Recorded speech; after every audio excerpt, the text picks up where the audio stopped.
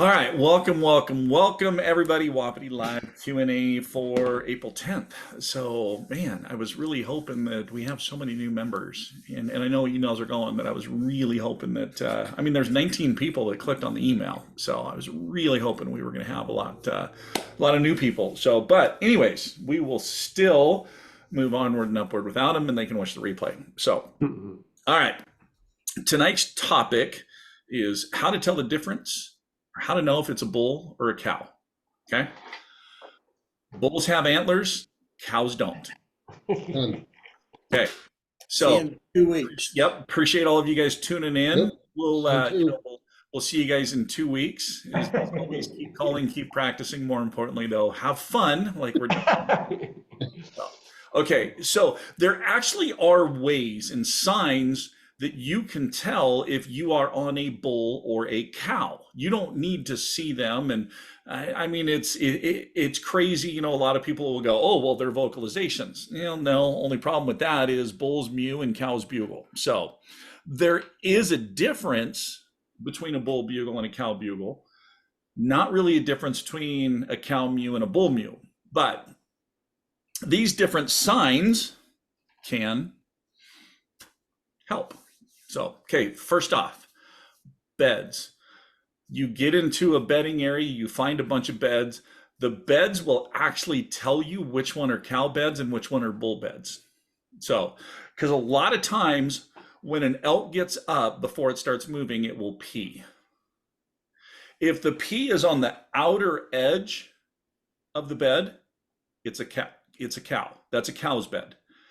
If the pee spot is in the middle, that's a bull's bed.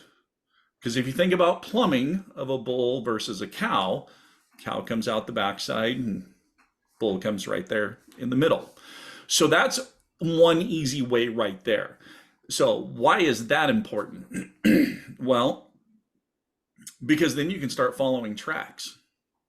You don't have to sit there and wonder, okay, am I following a bull's track or if I'm following a cow's track? Especially if they head in different directions. So it's number one way. Number two way, their poop. Cows and bulls do poop differently.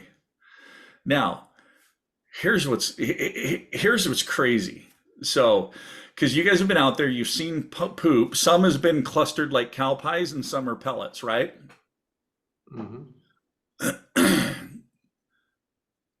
The cow pie cluster only happens when they're really on their summer range with the spring grasses, the summer grasses, and this and that. As nutrients start to diminish, they turn into pellets. And there's a way to tell in the pellets whether that was a cow that pooped or a bull that pooped. Cows will have this little point on the end. Like think of the top of a Hershey's Kiss, but not quite that extensive. A bull's poop will actually have a dimple. Now you don't have to pick it up and mar it. You can look down and go, oh, okay, does that have a point or a dimple? If it has a point, it's a cow. If it's a dimple, it's a bull. You guys didn't know I looked this closely, did you? Well, we know something different about you now. I'm just wondering how many piles of crap you picked up to figure this out. It was actually taught to me. So a long time ago. Now, I will tell you this. Anytime I find fresh pee in a bed, I will rub my boots in it and I will move that up on the side of the boots. I will grind my boots in that dirt. So I have hunted with people that will actually lay down and roll in that bed. Yeah, I have too. I had a guy that put it on his face and all over his shirt. Yeah, no, I haven't done that. I put it on my boots. So, but Larry, you were going to say something. Well, that is news to me. I didn't know about the dimples and the point. So, as old as I am, that's something I have never heard. So, good job. Kudos to you. We're not done yet. So you're saying the cow pellets have a point. Yep. versus the And dimple. the bull pellets will have a dimple. Do we know why? What I was told that, and he was joking when he told me that bulls are more intensive poopers, more force, more poop. So, and I'm like, Mhm. all right, well, you're a smart old wise man, so I'm going to believe you. But I fact checked the points versus the dimples, and sure enough, they're and no, Sandy, you don't have to pick it up. You can actually just get down there, and you can see it from standing up. You don't have to get down on your hands and knees and look really really close. So if you want to, you can actually take your phone and bend down and take a picture, and then come up and zoom in on the picture and go, "Yep, dimple, it's a bull." So My eyes aren't that bad yet. so well, I'm just saying. Sometimes it's But easier. I have noticed the different shape and I've wondered why. Yep. So now I know. Now you know. See? Yeah, I can see it now. I mean, I can, I've seen it and never really paid attention to it, but now that you say it, yeah, I've seen it. Same thing with the beds. It's amazing how many people, I'll talk about that in a seminar or something, and they'll be like, "Holy crap, I've looked at beds so many times and just never really paid attention or never really even thought about it. Just like, oh, this elk took a couple of steps before they peed or something, or man, this one stopped on the way out." And no, it's middle is bull and outside is cows. So, okay, third option. And this one blows a lot of people's minds, but then once I explain it, the light bulb goes off and they're like, that makes complete and utter sense. So, if you are following tracks and you're wondering, is this a bull track or a cow track? Keep following it. Eventually, you will find where the hind track is over the top of the front track. Okay, you guys have seen that where there's a track on top of a track. Usually, especially if it's a single elk that you're following, and you find that is the hind landing where the front did. Now, here's the deal. If that track on top is on the outside, that is a cow. If that top track is on the inside, that is a bull. And here's why. Just like in the human species, the male is broader chested and broader in the shoulders, and the female is wider in the hips. So if that top track is on the outside, it means the hips are wider than the chest, and that is a cow. But if the top track is on the inside, it means the chest is wider than the back hips, and that is a bull.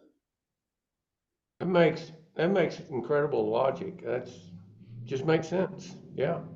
Can you tell the difference between a left and a right track? No. No. So if you've only got one line of track, maybe vegetation versus mud or dirt or so, then it.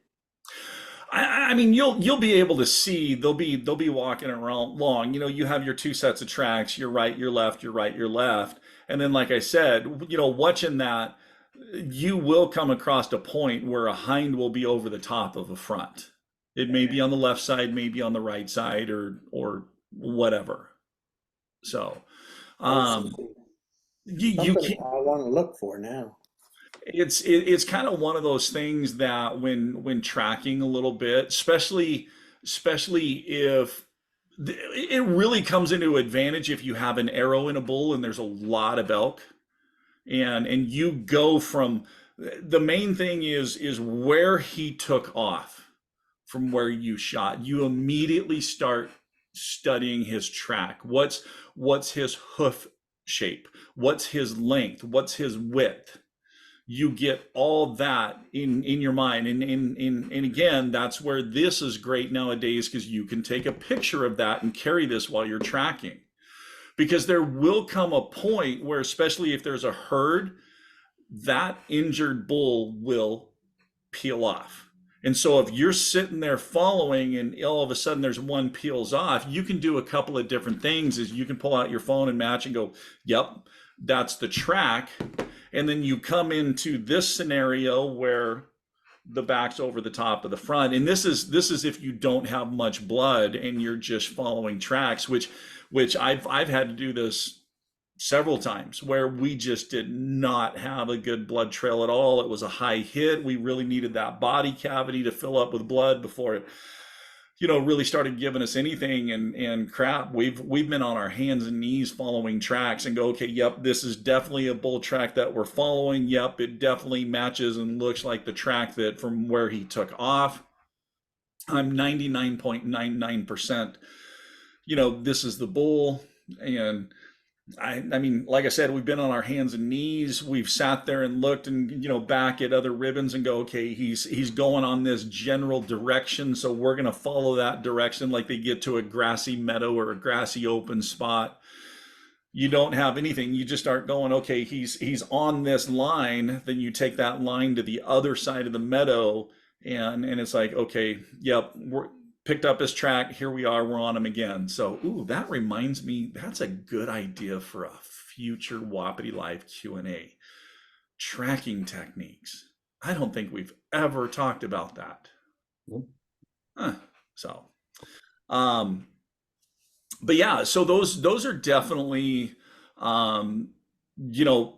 3 good ways to know if you're following a bull versus a cow. You can also get into, if you really, really pay attention, travel corridors, or if you're following a trail, there could be a bush or a tree that's kind of tight that they have to get around, and you find some hair fibers on it. If you find anything that's really, really dark brown or black, that is from a bull. So because as a bull ages, when they're younger, they kind of have a reddish mane and reddish head. And as they mature, that redness goes away and it starts turning into a dark brown, almost to a black as they get really mature.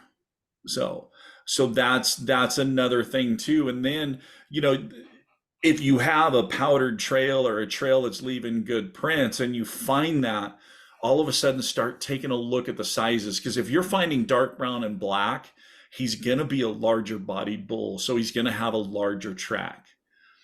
Then you start looking at the tracks down there and go, okay, yep, here's kind of the largest. I'm going to bet this is the bull. And then you start following that. And then you get this confirmation again with the hind over the front and go, yep, bingo, that's a bull. And here's the thing, and this is why this is kind of cool, because you can find some areas like one place we have called the Boulder. Do you guys remember on Facebook when I posted that picture of Cougar Rock at the creek crossing? Okay, here's what's crazy about that Cougar Rock. Only bulls will cross on that trail at Cougar Rock. The cows actually cross upstream from that. They're still going into the same place, but the cows like crossing up above where the bulls like crossing right there. Because the bulls can actually come right up and immediately have their nose have that wind. They're not even out of the bottom. They have about this much of their head above the bank, and they're catching full scent of everything that's on that face right above them. They haven't put themselves into danger. They haven't exposed themselves. They haven't done anything. It's just one of those things where the cows have to cross up, and then they need to cross another little creek before they get into kind of that bedding area. But sometimes you will have this area where the bulls, even though they've been following, and now all of a sudden it's almost like it's an impatient because they stopped at this creek in water. And he's like, I don't want to wait for all those dang cows and calves to get water before I get a chance to get water. So he a lot of times will break off, get water, and then reconnect on the backside. How's that for some knowledge drop tonight? Cool. Has a lot of input. It's not as effective as the advanced calling techniques because we don't have Jim's draw dropping tonight like we did that night with the. Oh, that works too, by the way. What's that? Yeah, it works. I've worked on that. Yeah, you could do it regular and then pull your jaw out there, and it gets deeper toned. Like Yeah. right now. Okay, hold Yeah, because Greg, you only watched that one on the replay, didn't you? You weren't with us that night. Yeah, I did. So did you see Jim's reaction? Yes. on. No, I mean, he was just frozen, and then I couldn't he believe kind it. of shakes it. Seriously, I was like, yeah, seriously. Yeah, I just make your jaw forward. It's just kind of stupid, but it works. It's funny how small little adjustments like that will just kind of, I don't know, make some changes, make some difference, and I don't remember exactly how I came across those things. Just playing around, trying to get more depth or more something. Just always fiddling. So. Okay, so those are kind of some surefire ways to immediately tell if you're tracking a bull or tracking a cow and how to know the difference. So I wish I could tell you by looking at some of that stuff, you can kind of get age class of what you're following, but track size. But here and here's the tricky thing with cow sizes.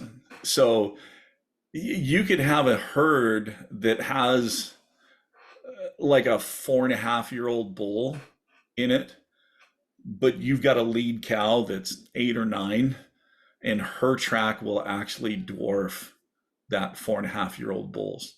Hmm. So I've seen some monster sized lead cows, and in fact in that one ridge, the Tetris with that 6-point bull that was my nemesis there for a couple of years.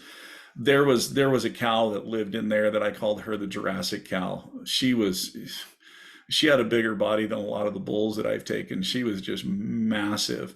And in fact, I encountered her on one of the days that Nemesis worked me over 3 times, and I was on my way out back to camp, and I was already a little miffed about that Nemesis getting the best of me. And I was looking at her feeding at 36 yards, and I was like, I'm taking something off the mountain with me. So, and then right when I was reaching to unnock an arrow, Nemesis bugled like he gave me one last little neener. So, and I was like, okay, I'm killing you. Yeah. So, Leave her alone. Come after me. Yeah. yeah, maybe he was. Maybe he knew what I was contemplating, and he was protecting the cows in that area. So. Do elk always come back to the same area every spring? I mean, they leave for the winter range and then they come back, but they're always, they don't venture out other areas. And They most of the time the groups will return back to the same places because they know where the springtime grasses are going to hit early, and they know, 'cause especially this time of year it's and when the calves drop here in May, June, those cows know where those plush grasses are that's going to give them the most nutrients for milk production. The bulls also know where to go up high to again get max nutrients to start the horn growth. So I know, and here in Idaho we had a relatively mild winter compared to normal winters, but now with all the rain, we have actually had the wettest start to a year in recorded history. I mean, Whoa. yeah, we've had some a lot serious, of rain, a lot of water. yes, a lot. So it's going to be interesting to see if it continues during the spring or if it's going to brown out early, or it's definitely a good start because remember when I was talking a little while ago when I was talking about the mild winter, and I said, well, it's going to really depend on what the spring does as far as food quality and where we're at. So I can't speak on behalf of all areas. I just know what it's been doing here. But yes, so they will return to the same springtime areas, same summer ranges, and they will return to the same rutting area as long as the lead cow is still alive. It's actually the lead cow that leads the group to the rutting areas. So that's why in rutting areas where you can see different bulls sometimes from year to year, it's because that lead cow is taking the group back to there. Okay. Mhm. What else? Any other questions? Really? How do we get the other people that have signed up for the program to start logging in on these meetings? That's a good question. Maybe I have to write the emails differently or something. Hey, all of you guys that are watching the replay here, just know the live version of this is open for any of you guys to come in and join. We would love to have fresh faces because this group of 5 you're looking at here has been the norm for so long that the faces are getting tired, and I might just start shutting off cameras and just go to voices. So please bring some fresh faces, fresh voices, and fresh perspectives into this. I think the live version, yeah, you get immediate answers to your questions. You get Larry shut off his camera. That is one of the great things, because you do get those live interactions. You do get that live immediate response to questions you have, versus going into the community or leaving a comment underneath a video with questions and stuff. I always enjoy the live chats a little bit better, just because you may get your original question answered, but that could spark 2 to 3 follow-up questions that, live discussions, you have that ability to dive down that rabbit hole and really get all those questions answered. Cool. And you guys put pressure on me 2 weeks ago because I was the only one that logged in to listen, and so I had to ask questions. Oh, you did a good job too. I watched it. You two were awesome. I've got a question. I'm getting ready to go turkey hunting. Not this weekend, but the following weekend. Well, it seems like my elk call is just fine for turkeys. You can. It represents a young hen. Yeah, yeah. I'm a batwing guy. I like that raspy old hen sound. I've played around with a lot of batwings, and I don't know, these Woodhaven are just some of the easiest, best sounding. Is that what you've got in now? A Woodhaven batwing? Yeah, that's good.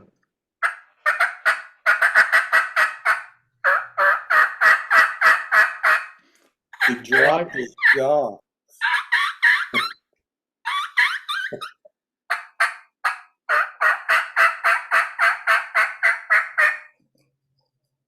I love it.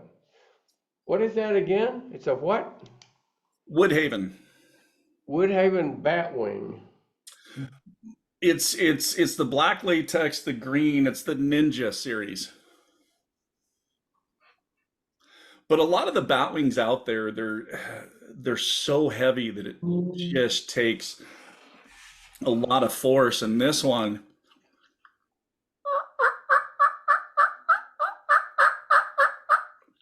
you can get soft on it too if that gobbler's close. Now, is that a turkey call or an elk call? Nope, it's a turkey call.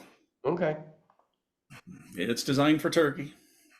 But yes, you can do it on your elk reed. It just, like I said, it's higher pitched. It kind of sounds like a younger hen. Mm-hmm. I just like that raspy. I like that raspy. Awesome. Sounds nice. Kind of good. Yeah, that raspy boss hen. It's something that I've always done ever since I started turkey hunting, and I've just had great response with it. So, because you can take that, and then you can take a pot call and get higher pitched on the pot call, and then you sound like an older hen with a younger hen, and just kind of go back and forth. Mm-hmm. Mm-hmm. But This is Elk Calling Academy, not Turkey Calling Academy. But we cover we're hunters. Yes, We hunt stuff. we are. We are. I know, and it's a few days away from us starting. In fact, ours opens Monday. Hmm. Spring bear and spring turkey. Oh, really? Mhm. Those spring bear will be kind of skinny right now, won't they?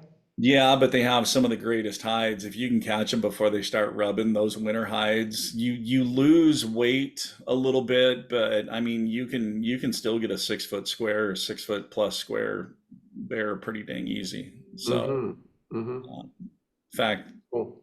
there's one that I had back when I used to bait. Um, his nickname was Foo King because my buddy that I was baiting with went to text me one night and he sent there's a FU space king bear coming in. He hit the space instead of the C. And so we just named him Fu King. I mean, that dude had such a pumpkin head that his ears only looked about that tall. Uh-huh. He was just a monster. Uh-huh.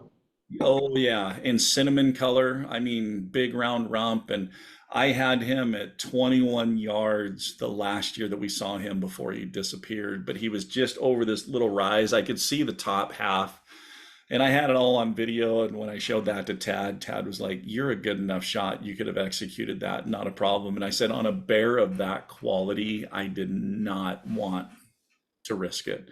Yeah. And he disappeared. So we Hmm.